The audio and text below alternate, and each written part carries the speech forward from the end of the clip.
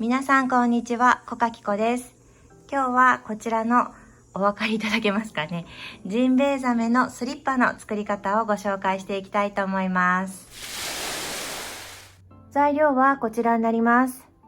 今回私はこちらのヴィンテージ毛糸である3番ドロピという毛糸で編んでいきたいと思います。濃い方のグレーがメインパートで、この薄い方のグレーで背中の点々模様を出していきたいと思います。皆さんはもうお好きな毛糸をお選びください。で、こちらの毛糸は素材は 100% ウールになっています。今回スリッパですので、おすすめの素材はウールです。やっぱりあったかいんじゃないかなと思います。で、こちらはかぎ針のサイズ 5.5 から6ミリとあるので、日本でいうとこの9号10号ぐらいのかぎ針を使うといいよという系統になります。なので極太っていうことになりますかね。はい、今回このただでさえ太めの系統を2本取りして編んでいきたいと思います。スリッパなのでこうごわっと厚みが出ても全然問題ないので、今回は太く編んでいった方がいいと思います。もしお手持ちの毛糸が細めだったら3本取りなんかをして編む毛糸の厚さを作っておいた方がいいと思います。そしてあと必要なものはかぎ針ですね。今回は、2本取りして試し編みをしたところ、私は8ミリがいいなと思ったので8ミリで編んでいきたいと思います。こちら85ではなくて8ミリなので相当太いかぎ針になります。そしてあと必要なものはハサミ、とじ針、ステッチマーカーで、この糸の切れ端は段数を分けるステッチマーカーとして使っていきたいと思います。で、目の部分は今回私は家にあったボタンを使っていこうと思います。ボタンがない方は黒い毛糸とか他になんかカラフルな糸にしたかったら他の毛糸で編んでいただいてもいいんじゃないかなと思います。で、目をつける用の針と糸で、ここからはオプショナルなんですけれども、お持ちであればメインパーツを編むかぎ針よりももうちょっと細い針なので、私の場合は7ミリを用意したんですけれども、この細い針は何に使うかと言いますと、スリッパの最後、ここの入り口部分ですね、最後細編みを一周するんですけれども、その時のみ細いかぎ針を使用しました。細い針で編んだ方がキュッと締まるかなと思って編んだんですけれども、別に針を変えなくても同じ針できつめに編んでいただいても構いません。そしてあとは、入るかな？入った。はい。アイロンになります。アイロンは何に使ったかと言いますと、このヒレの部分と尻尾の部分、アイロンでちょっとしっかりさせようかなと思ってアイロンを当てました。なんですけれども、アイロンを当てる場合は必ず事前にお持ちの毛糸がアイロンを当てても大丈夫かどうかをご確認ください。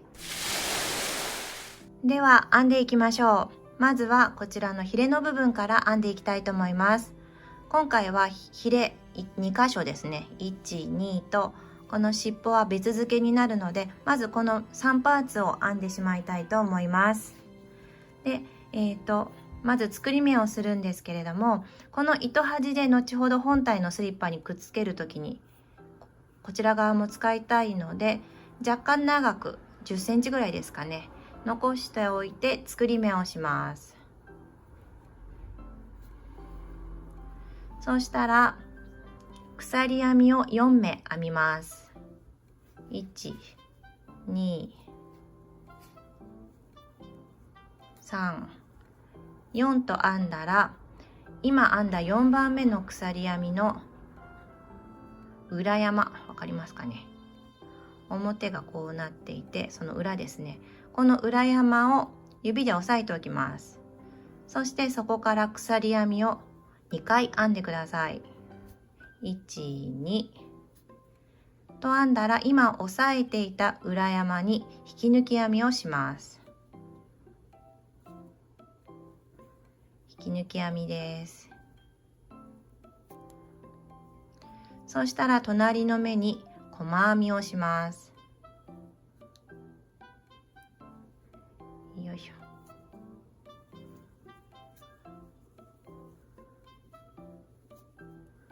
その隣の目には中長編みをします。糸をかけてから持ってきて、糸をかけて3本引き抜く。そしたら最後の裏山には長編みをします。糸をかけて裏山に入れて持ってきたら2本引き抜く、2本引き抜く。これでヒレ1つが完成です。そしたら最後編みつけるじゃなかった縫い付けることを考えて2、30センチですかね、長さを取っておいて糸を切ってで糸をかけて引き抜きます。これでヒレ1つが完成です。これと全く同じものをもう1本作ってください。では続いて尻尾の部分を編んでいきたいと思います。同じように、糸端をちょっと長めに残して作り目をします。そしたらまず鎖編みを3目編みます。1、2、3と編んだら3番目の裏山、ここですね。今糸が出ている真下のポコ、これを左手で押さえておいて鎖を2目します。そして今押さえていた裏山に引き抜き編みをします。よいしょ。そしたら細編みを2目編みます。次の裏山に針を入れて細編み、そしてその隣の裏山、ここですね。よいしょ。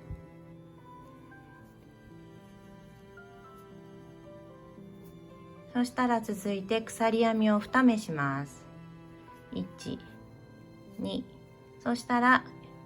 2番目の裏山なので糸が出ているそのすぐ横ですね。この裏山を押さえて鎖を2回、そして押さえていた裏山に引き抜き編みをします。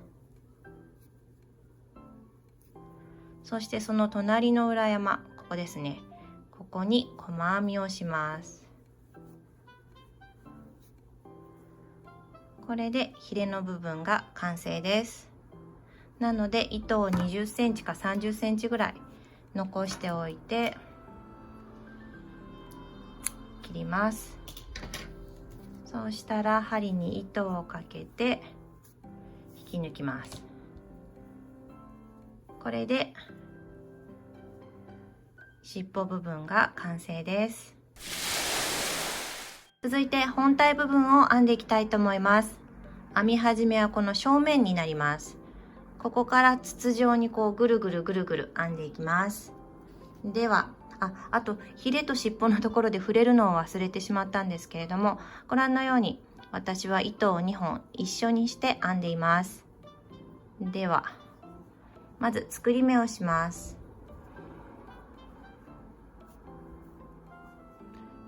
そして鎖編みを6目編みます。1、2、3、4、5、6と編んだら、ちょっとここで一回測ってみましょうか。この鎖6目が基本になるんですけれども、だいたい6センチぐらいですかねになります。ここで長さの違う方はこの鎖編みでちょっと長さをコントロールしてみてください。今回編んでいくのは女性用の M サイズぐらいになると思います。では1段目編んでいきたいと思います。今回は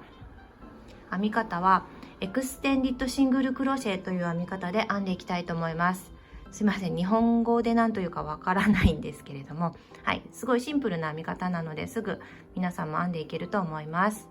では立ち上がりの鎖1をします。そうしたら針から数えて2番目の鎖ですね。今回はシンプルに鎖の表側を見て、上の片山と裏山、鎖編みをこう横に見た時に横に入ってる線が3本、ちょっとこれグレーで分かりにくいかな、あると思うんですけれども、下から1番目と2番目の間に入れるようにして編んでいきたいと思います。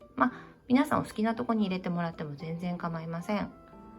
入れてもらって下に1本残ってる感じ。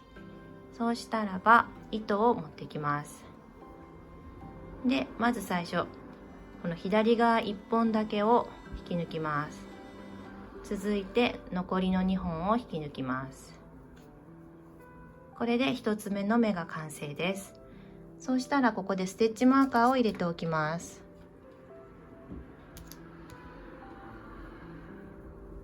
今編んだところの頭の部分、上ですね、こことなおかつ今針を入れたところなので下に残り1本あると思うんですけれども、ここですねに入れておきます。そしたら、残り鎖5目あると思うんですけれども、このエクステンディッドシングルクロシェを1目ずつ編んでいってください。針を入れて糸を持ってくる、1本引き抜いて2本引き抜く、6目編み終わりました。そしたら今編んだ6番目の目の上にもステッチマーカーを入れておきます。そして今編んだこの6番目の鎖ですね、ここにもう3目エクステンドディッドシングルクロシェというと長いので、2本そのまま直訳して延長細編みと言っておきましょうか。はい、この延長細編みをもう3目同じ目に編み入れます。なのでここですね、よいしょ。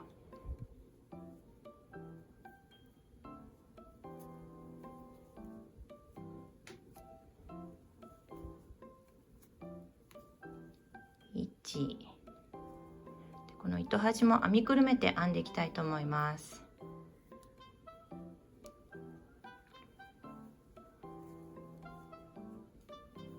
で2、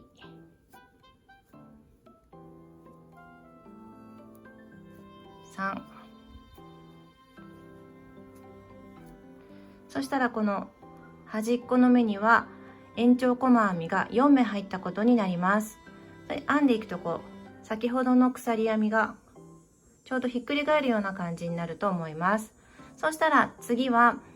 楕円とかと編むのと同じですね。ほぼ楕円なんですけれども、今度は先ほど鎖編みで使わなかったこの下の1本の方ですね、ここに延長細編みを編んでいきたいと思います。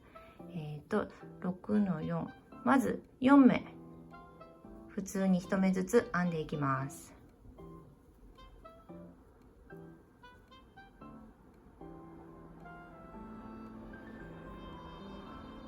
この毛糸はちょっと藁みたいなのも結構入っていて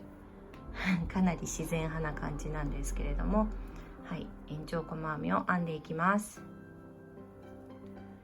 4目編んだら次の目はステッチマーカーの目になるはずです。そしたら先ほどこちらの端っこでは合計4目編んだので、こちらの端っこも合計4目になるように3目、最初1目ここの下向きに編んでいるので3目編んでいきたいと思います。このステッチマーカーが入っている目に針を入れて糸を持ってきて1、よいしょ、2、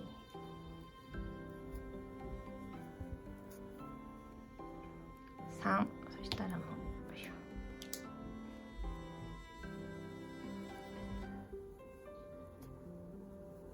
間違えた、合ってますね、すいません3、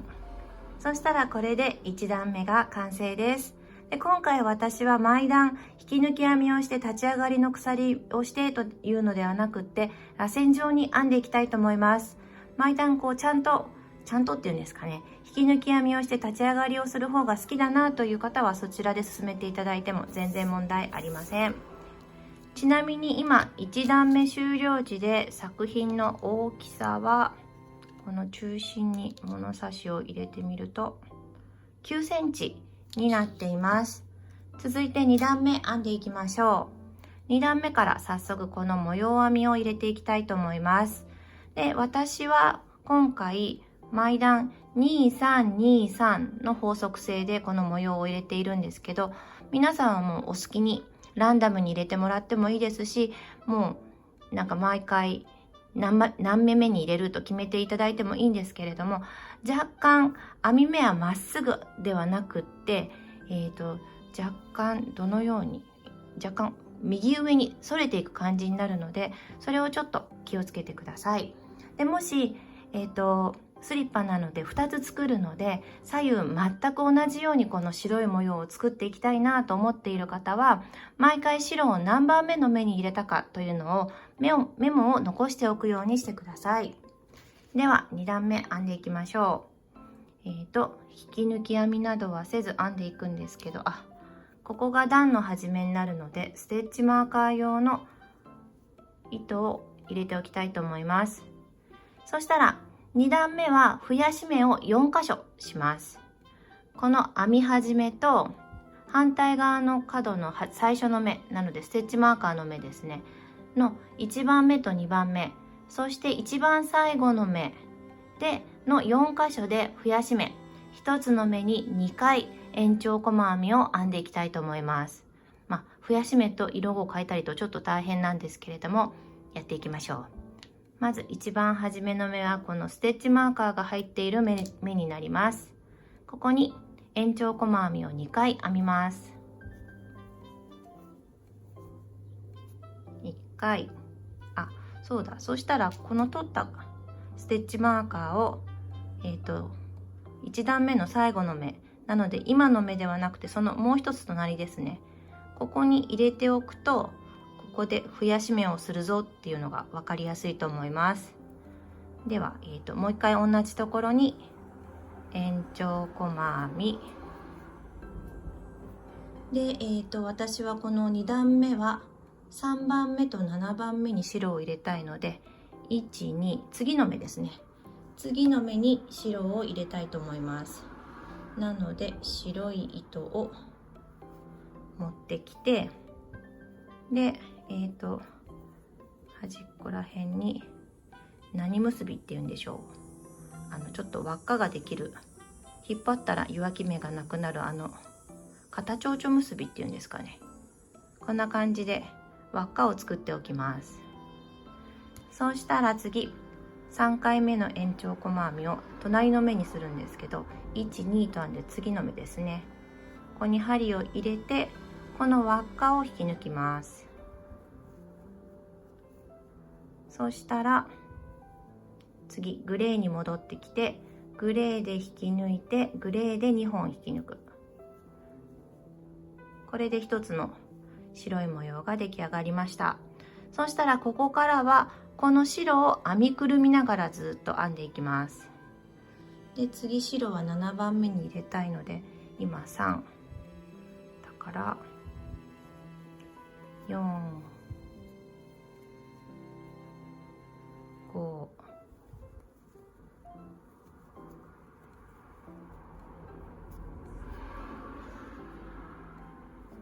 6、でこの白いのを編みくるめるときに編み地の真上じゃなくてちょっと向こう側にやっておくと、表側に白が出なくて、ちょっと出てますね後ろ側にしておくと目立たなくていいと思います。私のように真上だとちょっと白がチラチラっと見えてしまうので、後ろに隠してこんな感じですね、編んでいくといいと思います。で3、4、5、6と編んだので、私は7番目白を入れつつ増やし目もしたいと思います。で増やし目とか行く前に、まず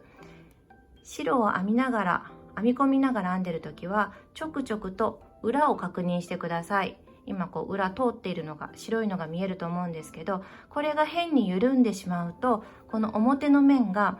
だんだんずれてきたり、変な緩みが出てしまうので、裏をちょくちょく確認してください。でなんか白がぷわーんと膨れていたら、この糸端をちょっとキュッキュッと引っ張って整えてあげてください。では7番目白ですね、よいしょ。たら白を持ってきて、でこの時気持ち白を大きめに持ってきといた方が白の模様が綺麗に出ると思います。でグレーで引き抜いて、グレーで2本。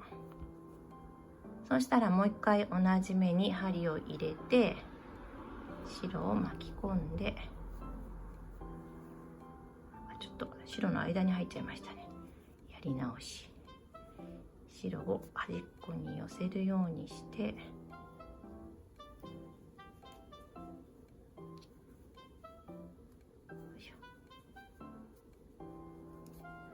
7、8と編んだら次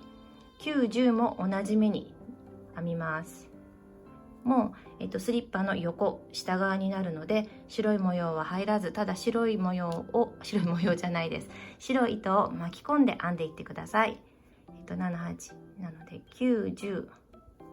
は同じ目、1つの目に2回です。9、10と編んだら、あとは1目ずつをずっと編んでいって、このステッチマーカーの目に来たら増やし目、延長細編みを2回編んでください。でなんかすごいいっぱい落ちてますねすいません。はい、いっぱい編んでいくんじゃなくて、編んでいったら次、あとはこれの繰り返しですね。3段目、このステッチマーカーの目に2回編んだら、この段数マーカー用のステッチマーカーをこう反対側にかませて、また白を入れたいところ、私の場合は3段目は2番目と5番目と8番目なので、1、2、3、4、5、6、7、8と白いところを入れたいと思います。もうこれはもう皆さんのお好きなところに何回でも入れてください。こんな感じで、3段目から増やし目もなく、ただ白い模様を入れつつ編んでいくという段になります。すいません、ちょっとズーム変えます。こんな感じでもう編んでいって、私の場合はここからここまで10段編んでいきたいと思います。この長さはこれじゃあ長さが足りないかな。足りないですね。足りないけど一応これが14センチなので、多分15センチ分ぐらいですね、編んでいくことになります。もう皆さんお好きな長さまで編んでいってください。そしたらここから白が終わって編み方も変わるので、この時にまた動画に戻ってきたいと思いますちょうどアイスクリームトラックが来ました10段目まで編み終わりました。2段目から模様を入れてるので、2、3、4、5、6、7、8、9、10と編み終わったところです。続いてこの足を入れる部分ですねを編んでいこうと思います。そしたら、ご覧の通りこれから先は白い毛糸が全く必要なくなります。なので私はもう糸を切って編んでいこうと思うんですけれども、ここでチョイスがもう一つありまして、白い糸は表には出ないんですけれども、残してずっとこう編みくるめながら編んでいくというやり方もあります。こうするともっとしっかりした編み地が出来上がるんじゃないかなと思います。私はここから白の糸が中に入っていないので、ちょっと編み地が緩めになったかなと感じています。どちらでもお好きな方で編んでいってください。私は、切りたいので、もう半周分編み込んでいるので、この根元ら辺ですかね、よいしょで白の毛糸を切ってしまいます。そしたら続いて足を入れる部分を編んでいきたいと思います。まず針を戻して、まず最初、ここが10段目の終わりになるんですけれども、そしたら次11段目の最初の2目で減らし目をしてこう斜めにしていきたいと思います。延長細編みの減らし目はよいしょ、次の目に針を入れて持ってきて、左1本だけを引き抜く。そしたら隣の目に針を入れて糸を持ってきて、で藁を抜いて、まだ入ってます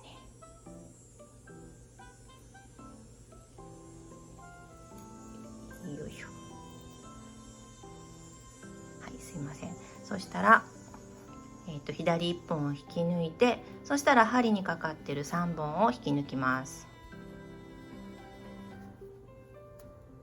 ちょっとここが穴が目立っちゃいますね。ちょっとやり直したいと思います。そうしたらちょっと針にかかってる糸が伸びていないことを確認してから、最初の目に入れて左1本、次の目に入れて左1本で3本引き抜く。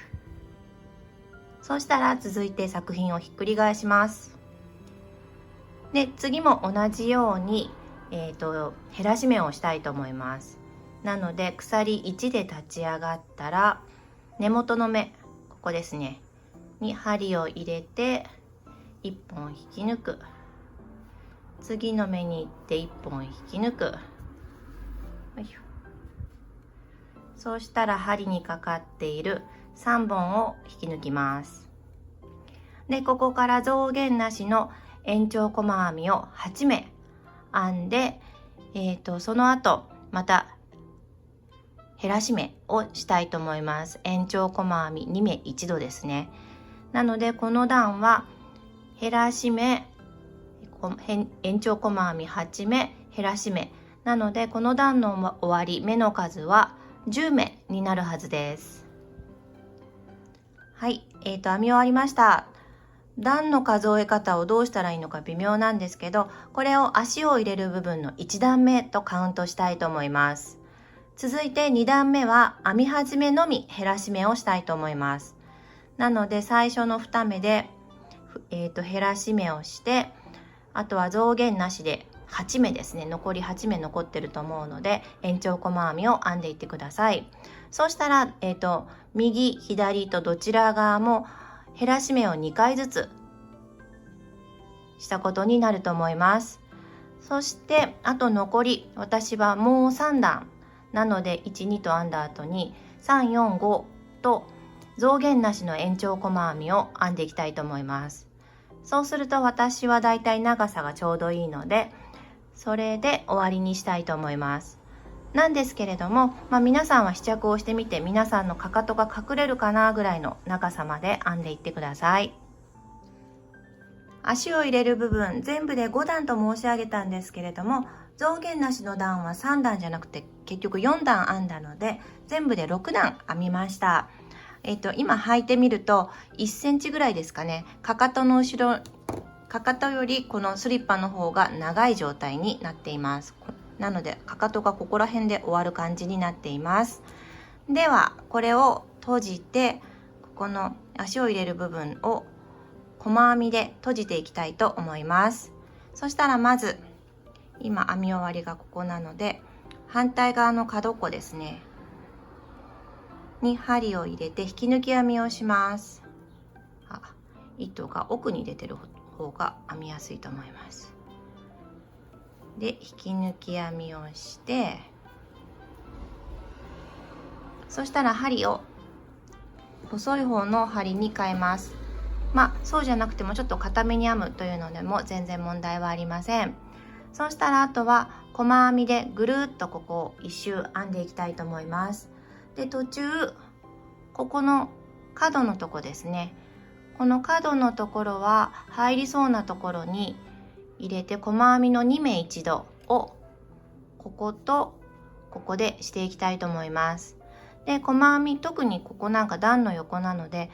つらない程度で伸び伸びにならない程度で、こう頃合いを見ながらっていうんですかね、編んでいただいたらいいんですけれども、スリッパは何度も言っていますけれども、2足ペアのものなので、目の数が極端に違ってしまうと大きさがすごい変わってしまうので、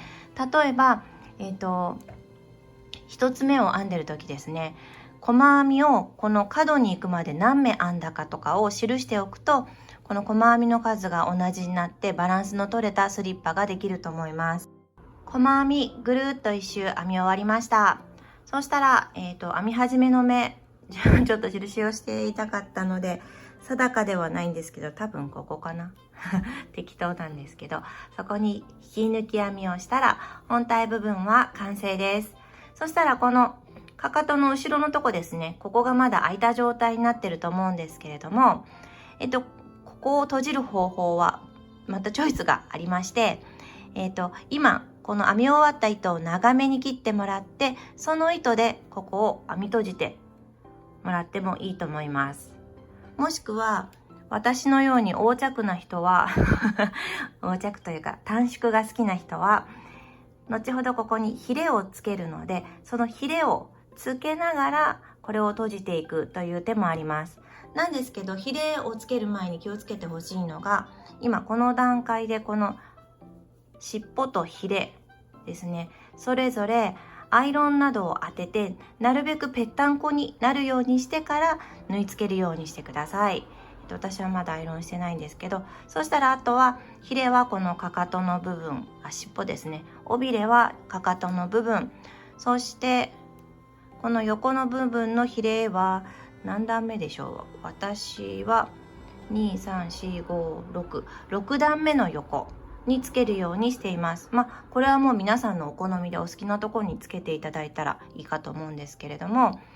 そしたらヒレをつけて、あと口ですね。口はちょっと下目の方が可愛いかなと思って、私はこの編み始めの鎖のちょっと下らへんに、白グレーの毛糸で、口は2本取りではなくって1本取りで本返し縫いで縫っています。あとまだ目つけてないんですけど、目はどうでしょうね、かなり離れてんですよね。ここら辺かな。ちょっともう一回後でパソコンでジンベエザメの目を見てから決めるんですけれども、ボタンつけていきたいと思います。ヒレの部分の編み始め、糸を長めに残しておいてくださいと説明しておいて、それを何に使うか説明していなかったので、それを今説明していきたいと思います。今私はヒレをこの右側につけようとしているところなんですけれども、つけていきましょうか。そしたら、長い方ですね。長い方に針を入れて、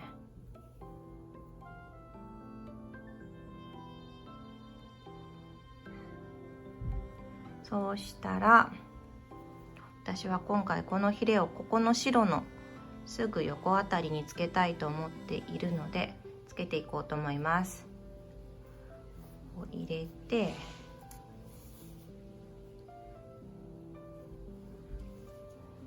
ちょっとグレー同士で分かりにくいかもしれないんですけれども、こう何回か行ったり来たりと、よいしょ、こんな感じで端っこぐらいまで編んだら、ごめんなさいね、こくんが来まして、よいしょ。そしたら糸を内側、靴の中の方に、靴じゃないですね、スリッパの中の方に出すようにしてギュッと、でもう針も取っちゃって大丈夫です。よいしょ。そしたらこの短い方の糸ですね、これを、どこでもいいので下に行くように、よ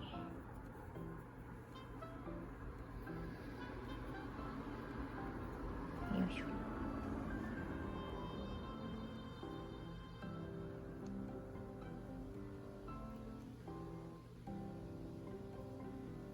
糸を入れて、でギュッで、これも糸を通したら針を取ってしまって大丈夫です。そしたら一回ひっくり返しましょうか。よいしょよいしょ。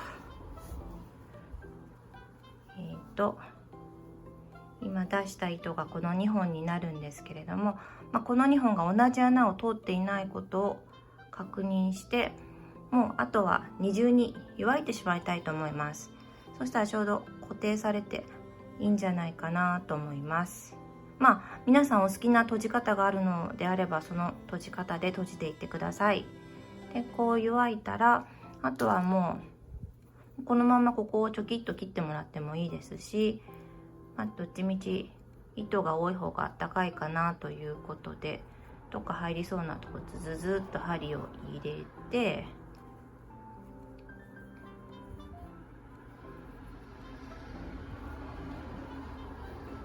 でまたごめんなさいすいません。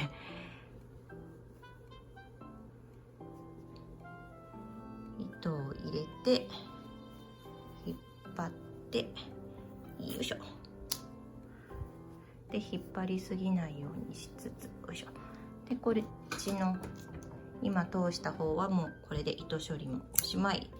そしたらもう一個の方ですね、短い方、ひれ一つ縫い付け終わりました。ジンベエザメのスリッパ完成しました。はい、作っていて、特に最後のところですね、作っていて思ったのが、この口、目、ひれの部分なんですけれども、全部スリッパを完成させてからこのアタッチメントをつけると、かなりちょっとひっくり返しながらといいますか、縫い付ける作業がちょっと大変でした。なので1足目はそれで仕方がないかもしれないんですけれども、2足目からはスリッパを完成させてからこのアタッチメントをつけるんじゃなくって、それぞれ編みながら2、3段編んだら口を縫い付けて、で目は4段目なので、6段目ぐらいまで編んだら目をつけて、8段目ぐらいまで編んだらひれをつけてと、編みながらつけていくと縫い付け作業がすごい楽になるんじゃないかなと思いました。そして私は実用性を重視したのでやらなかったんですけど、本物のジンベエザメはお腹の方が白いです。なのでリアリティを追求したい方は、この後ろが後ろはこっちですねすいません。表側にこの白い点々を出しつつ、この後ろも白くなるように編んでいったら、より一層ジンベエザメっぽくって可愛いかなと思います。ただ汚れは目立つと思いますはい。でちなみにこのスリッパは私が履いてみるとこんな感じになります。はい。でこの8月の暑い中になぜウール 100% でしかもスリッパなんだよって、ちょっと暑苦しかったかもしれないんですけれども、どうしても今クジラが編みたくなったんですよねなぜクジラが編みたくなったかというと、私の他の動画ご覧になったことある方はちょっとお気づきになるかもしれないんですけれども、ネットフリックスで韓国ドラマのウヨンウ弁護士は天才肌というドラマがこの間終わったんですね。それを見ていて、でそれのオープニングですごい可愛いクジラのスリッパが出てくるんですよ。それを見て、クジラのスリッパ作りたいとうずうずして、ちょっと今作りかけの他の作品も多々あったんですけれども、